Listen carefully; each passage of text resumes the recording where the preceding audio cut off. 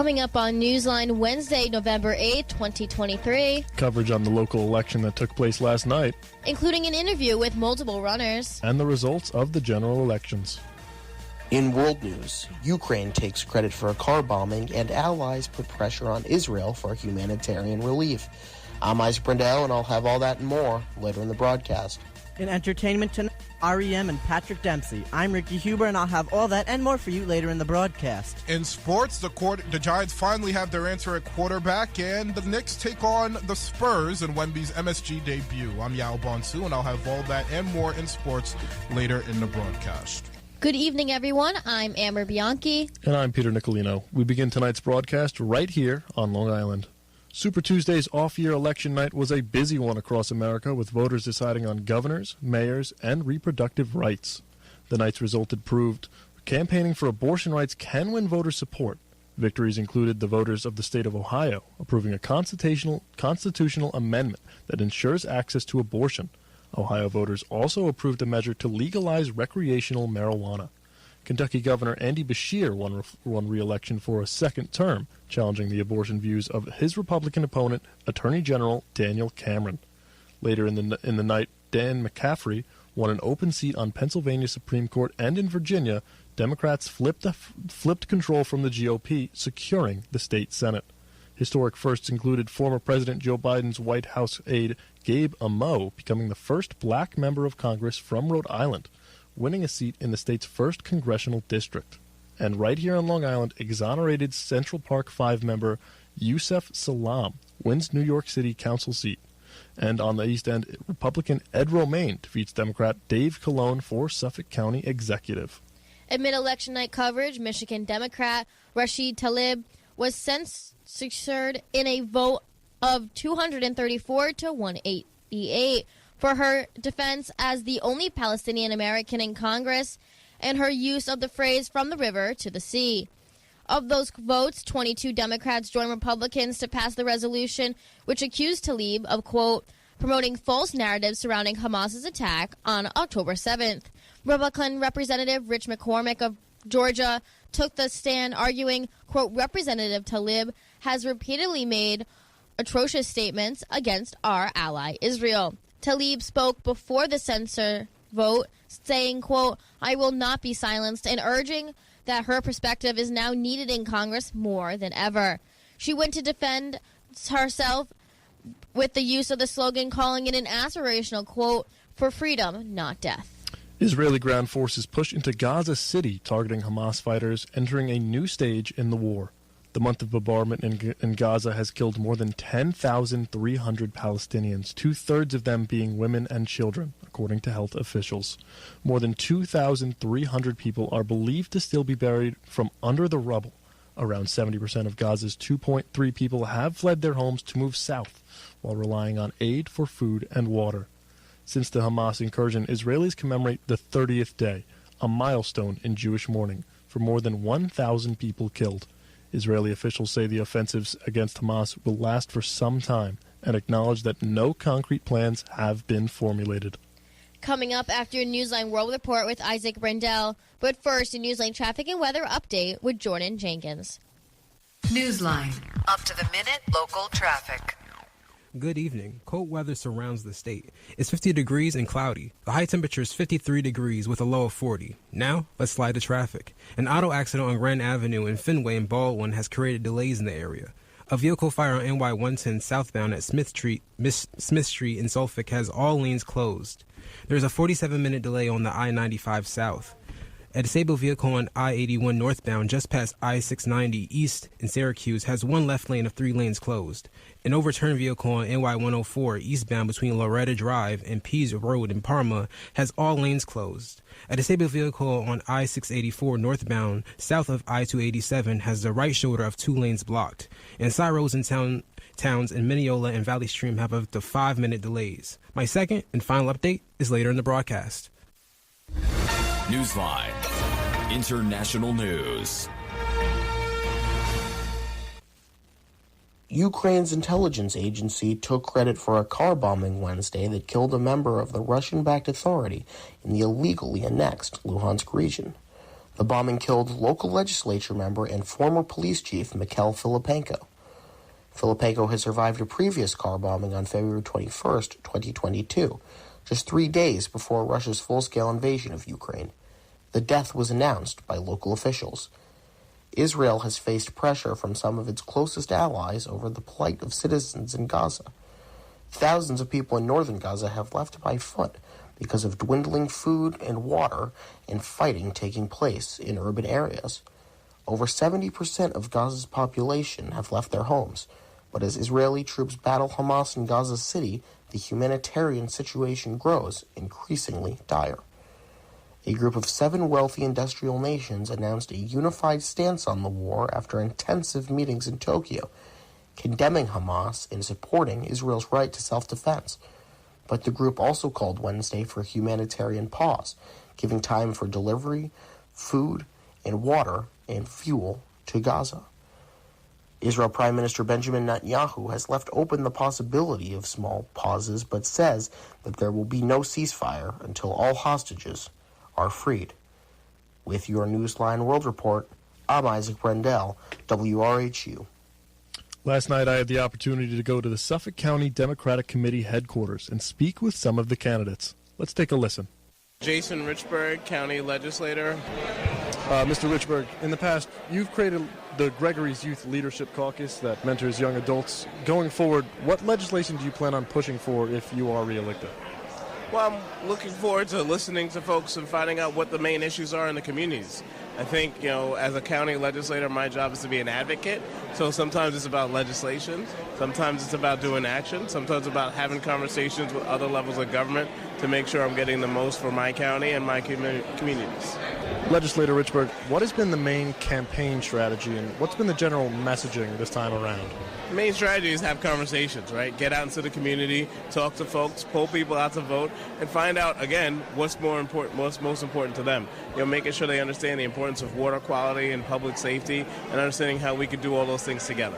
Anything else that you think is really at stake so far with this year's elections? What's at stake is making sure we get good leadership in government. I pride myself on being committed to public service. Quite frankly, there are other people who are running who might actually be self-interested. It's important that constituents, residents, taxpayers, they look at all the candidates running and do their due diligence, looking at their background, looking at what they're fighting for, and really, really watch to make sure so that they know that they're going to be voting for good people in government. Tom Murray, and I'm running for Islip Town Council, District 4. So you talk a lot about affordability. Is there any other main policies that you're really fighting for and that you're going to push for if you are elected? Sure, environment is a huge issue. Where I live, we don't have sewers. So where I live, we have cesspools in our front lawn. It's terrible for the bay. It's terrible for the environment. We need funding. We need change now. Our beaches, it's been 11 years since Hurricane Sandy. We're going to have more storms. They're eroding. We need help. And we need people that are going to fight for that. So you mentioned the environment, and that's something that one might say is at stake with this year's elections. What else do you feel is at stake so far? I mean, the environment is a huge issue, and the deal with affordable housing is we're losing the next generation. I'm 36 years old. Most of my friends have moved to Virginia, North Carolina, Florida, out of state. And once we lose those people, they're not coming back. And that's what we need. We need them here to build the middle class for the future. I am Samuel Gonzalez, Suffolk County Legislator of the 9th Legislative District. Another thing you advocate a lot for is community safety. What's the biggest change that really needs to be made?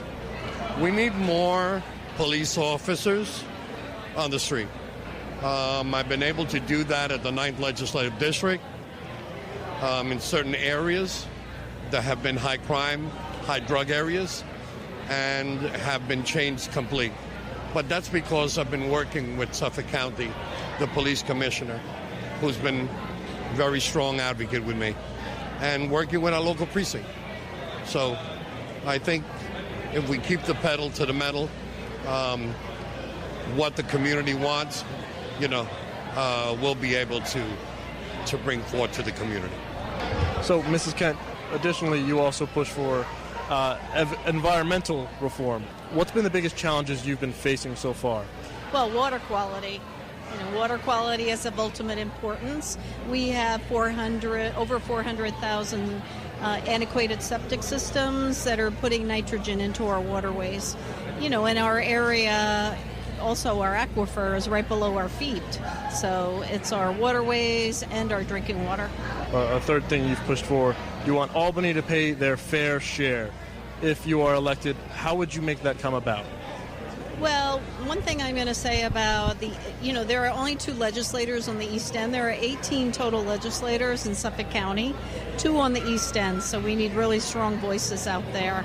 And I am certainly a strong advocate for the East End, and I will be advocating strongly for any grants or funding that is available that could come to the East End.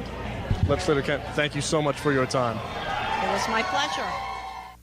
That night ended with Ed Romaine at 57.12%, Dave Colon at 42.75%, and at least 778 out of the 1,057 election districts are now reported. In the east end of Long Island, Republican Ed Romaine, the current town of Brookhaven supervisor, and a seasoned local politician, emerged victorious over Democrat Dave Colon, a business person and former state and federal prosecutor, for the position of Suffolk County executive. Romaine will succeed the term-limited executive Steve Ballone, one of the last Democrats holding a major seat on Long Island. While concerns over local issues like wastewater management and clean water have been prompted, both Romaine and Colon have also emphasized crime and public safety, pivotal topics that contributed to Republican success on Long Island and other New York City suburbs over the past 2 years. With competitive congressional races looming on Long Island, crucial in determining House control, the Suffolk County executive race provides an early insight into the perspectives of vital suburban voters. A New York public defender has resigned after video of her tearing down Israeli hostage postage was taken and began to circulate online. Activist group Stop Anti-Semitism posted a video on X, formerly known as Twitter, of 36-year-old Victoria Ruiz being confronted for taking down multiple posters of missing abductees in Middle East. Why are you taking down pictures of missing children? Why are you taking down pictures of missing children? Why are you taking down pictures of missing children? Why are you taking down pictures of babies? The post tagged the New York County Defender's profile captioned as, quote, "It is absolutely unacceptable for someone with such bias and hate to serve in your office." In light of the subsequent public outrage, Ruiz has reportedly resigned, effective immediately, from the New York County Defender Services. Among the many general election candidates, WRHU had the pleasure of speaking to District 15 legislator John Ferrati. Here is what he had to say about his candidacy. This is Peter Nicolino with WRHU, and today we have the pleasure of being joined by Nassau County Legislator John Ferretti, a thrice-elected Republican of Nassau County's 15th Legislative District. Mr. Ferretti, thank you for joining us. Thank you for having me. Happy to be here. Of course. So, just to start, can you provide a quick overview of your campaign for Nassau County Legislator and what motivated you to run for office? Sure. So I first ran for Nassau County Legislature in 2017. At the time, I was working in Nassau County for the county clerk's office as the chief deputy county clerk. I'd worked there since 2010, so from 2010 through the end of 2017. So I had some background in Nassau County government. Of course. So in the past, you've passed multiple pieces of legislation. You've been quite the busy legislator, including laws that requires signage of all red light cameras intersections, a law that protects veterans struggling with addiction, and a law aimed with eliminating dangerous bicycle rideouts, just a few to mention. Can you provide insight into the key issues and priorities you'll focus on during your campaign if reelected this time? Absolutely. So, number one, what every Nassau resident is always concerned with is property taxes. And I'm proud to say that in my 6 years as a county legislator, the property taxes, at least the Nassau County portion of the property taxes, are lower today than they were when I took office. And so that's my pledge, that I will fight endlessly to make sure that we do not increase the property taxes, because people in Nassau County are already overburdened with onerous property taxes. So that's always at the front and center in terms of my campaign, as well as the minds of Nassau County residents.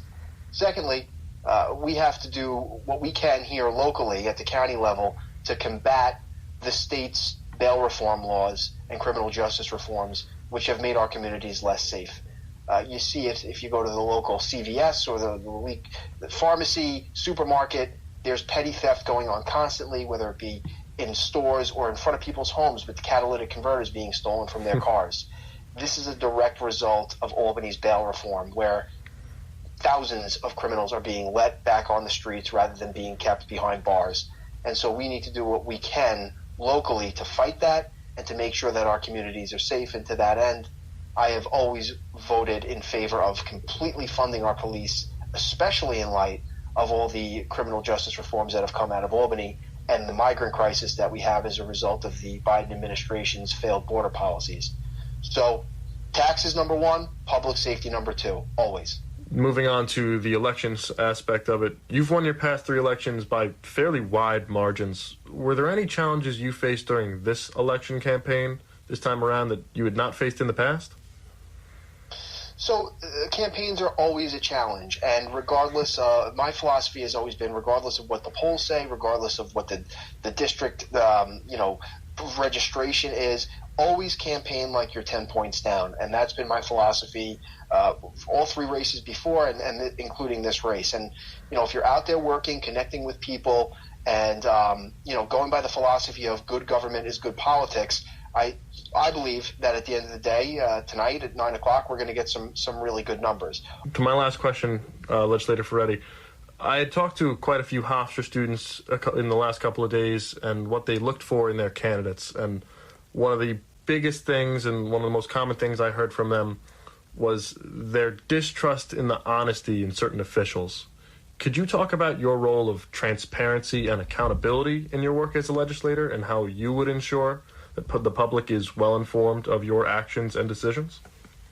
Absolutely, and I think that transparency and accountability is something that we need more of, always. When I started back in January of 2018, one of the first things I did was institute a weekly, so every Friday, email that I send out to a tremendous amount of people. It's grown to thousands and thousands of email recipients, where I give an update of what's going on in the district over that last week. And, what bills are up for a vote, what community events I am sponsoring, what I've been up to, essentially what's going on in the community and in the district. And I feel that weekly email to anybody who wants it is a real way to keep that accountability and transparency in place. Additionally, I hold multiple town hall meetings, each year in different parts of the district. I make sure that I'm accessible to my constituents both electronically and in person. Well, Legislator Ferretti, that's all I had for you. Thank you very much for your time today. It has truly been a pleasure. Good luck in your race. Thank you, Peter. Thank you for having me, and good luck. Hundreds of pro-Palestinian supporters marched across Lower Manhattan Tuesday evening in protest of the Israeli-Hamas war. Protesters walked over the Manhattan Bridge, halting election night traffic in a display of solidarity with Palestine. The crowd used a significant from the election to call out lawmakers and U.S. officials for their pro-Israel stances. CBS New York gathered some sounds from the protest. What do we want? Justice! When do we want it? Now! No justice! We dare not be silent! The leader of the rally is a group called Within Our Lifetime United for Palestine, who also called on supporters to write Free Palestine on their ballots. One of the organizers of the march, Abdullah Akul, said, quote, "We're making it clear that here in New York City, we support Palestine, even if the person are thousands of miles away." A North Amityville man is facing accusations of selling a fentanyl mixture that led to 3 overdoses, one of which was fatal. According to the Suffolk District Attorney, Omar Aitchinson claimed the substance was cocaine, but it turned out to be a lethal combination of fentanyl and tramadol. The drug was purchased by 3 Copaig men, all of whom suffered overdoses.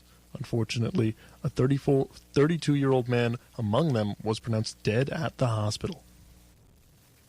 A fatal rollover occurred in Rome, Long Island early yesterday morning following a high-speed chase. Around 2:12 a.m. yesterday, state police patrolling the area pulled over a 2017 Acura ILX on State Route 365 near Blackman's Corner Road in the town of Verona for exceeding the speed limit, clocked at 85 miles per hour in a 55 miles per hour zone. During the interview, the male driver, identified as 24-year-old Howard N. Grillsworld Jr. of Unica, he abruptly rolled up the window and sped off at a high rate. Former Governor Andrew Cuomo is Newsline. currently Traffic. earning a salary for providing legal consulting services to clients in his role as a private attorney during his political exile. Cuomo's spokesperson Richard Azzopardi stated, quote, "The governor, in his capacity as a private citizen in the legal field, actively engages in legal work."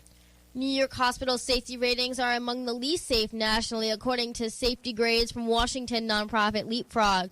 The review looked at the hospital's overall performance in keeping patients safe from medical errors. Overall, New York State ranked 42nd in the country. Coming up after your Newsline Entertainment Report with Ricky Hubert. But first, your Newsline Traffic and Weather Update with Jordan Jenkins. Newsline. Traffic.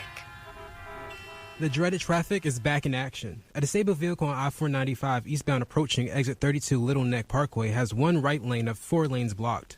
Overnight road work and traffic signal repairs on Northern State Parkway westbound between exit 42 North, NY 231, and exit 40 South, NY 110 in Huntington has created delays in the area. Road work on Franklin Avenue and Stewart Avenue in Garden City has one lane blocked, creating slowdowns in the area.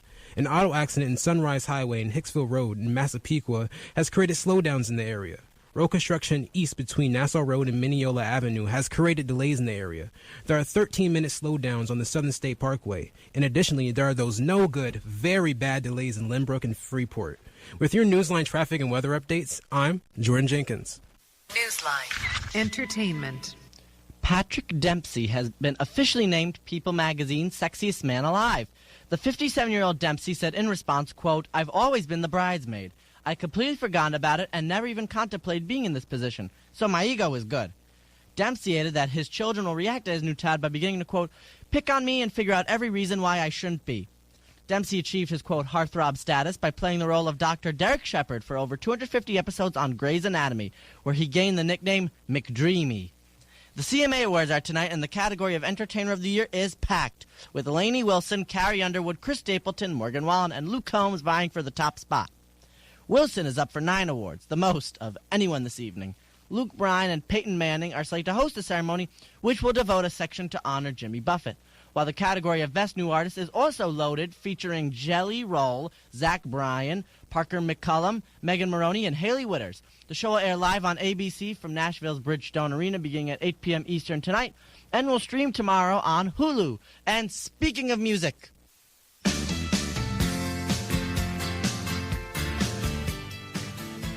do you recognize that song? Of course you do. It's R.E.M., Losing My Religion. And if you love the band, you'll be very excited, especially if you are a fan of their 11th album, Up, which came out in the fall of 1998, and its newly remastered edition drops this Friday. Up was a major success in its day, skyrocketing to number 3 on the Billboard Top 200. The single off of the album, Day Sleeper, came in at top 20 on alternative radio, and Lotus peaked at number 31 on the alternative and mainstream rock charts.